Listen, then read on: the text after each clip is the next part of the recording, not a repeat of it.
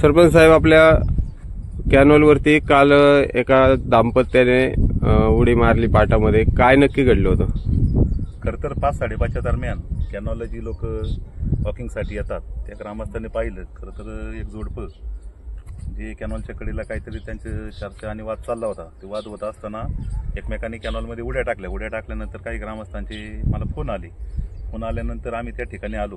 पहिली खबर मी पोलीस पाटील सुशांत भुजबळ यांना दिली. त्यानंतर आपल्या पोलीस स्टेशनचे सहाय्यक पोलीस निरीक्षक माननीय शालार साहेब यांना पण खबर दिली. साहेबांनी लगेच मला म्हणते ती गाडी कोणाची, त्या गाडीचा फोटो काढून मला पाठवा. त्या गाडीचा नंबर मी साहेबांना पाठवलो. साहेबांनी ट्रेस केला. त्यामध्ये रेखा शेळके यांचं नाव निघालं. मग साहेबांनी त्या नंबर मला सर्च केला. मी नंबर सर्च केल्यावर त्या अभंगवस्ती ते राहणारे जोडपे होते. हे आढळून आल्यावर मग आम्ही लगेच शोधकार्य चालू केलं. तर मुलाची बॉडी आम्हाला साधारण कॅनॉलला दुसऱ्या बीजला चिमणवाडीच्या सापडली, परंतु त्या मुलीची रात्रीभर बॉडी सापडली नव्हती.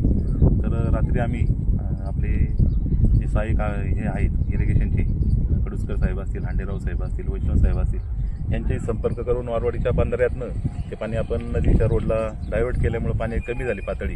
आणि रात्रभर शालार साहेब असतील, पोलीस पाटील असेल आणि पूर्ण रेस्क्यू टीम असेल, या सर्वांच्या सहाय्याने रात्रभर 1 वाजेपर्यंत रात्री आम्ही शोध घेतला. परंतु अंधार असल्या कारणानं अग्निशामक दलाची गाडी पण साहेबांनी पाचारण केली होती रात्री. तिचा पण प्रकाश आपण कॅनॉलमध्ये सोडला, परंतु अंधार खूप असल्या कारणानं बॉडी काही सापडली नाही. सकाळी ऊन पडल्यानंतर आत्ता पाण्याची पातळी कमी होती. ऊन पडल्यानंतर कॅनॉलमध्ये गुंजावळीचे ग्रामस्थ त्यांचा मला फोन आला, बॉडी आढळून येत आहे. मग आम्ही सर्व ग्रामस्थ या ठिकाणी आलो. त्यामध्ये नारायणगाव नगरीचे सरपंच बाबा पाटील असतील, पुण्याचे आमचे मित्र राजा पायमुडे असतील, त्यांचे सर्वच ग्रामस्थ असतील. त्याचप्रमाणे अभंगवस्तीतील सर्व संघर्ष मित्रमंडळ असेल, सर्वच ग्रामस्थ असतं. खरं तर ही इतकी वेळ वाईट येते एखाद्या कुटुंबावर, त्यावेळेस सर्वच ग्रामस्थ या ठिकाणी आले आणि ती बॉडी काढून आता पोस्टमॉर्टमसाठी नारायणगावात दाखल केली आहे.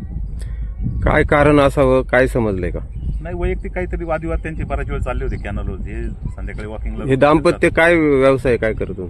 ते दोन्ही पण शिक्षक आहेत पुण्यात. त्यांना 2 मुलं आहेत. त्या मॅडम पोस्टाचं कलेक्शन करत असतात. ते आमचे चांगले परिचयाचे आहेत. त्यामुळेच आम्ही सर्वांनी जास्त जीव काढून सहकार्य केलं सगळ्यांनी.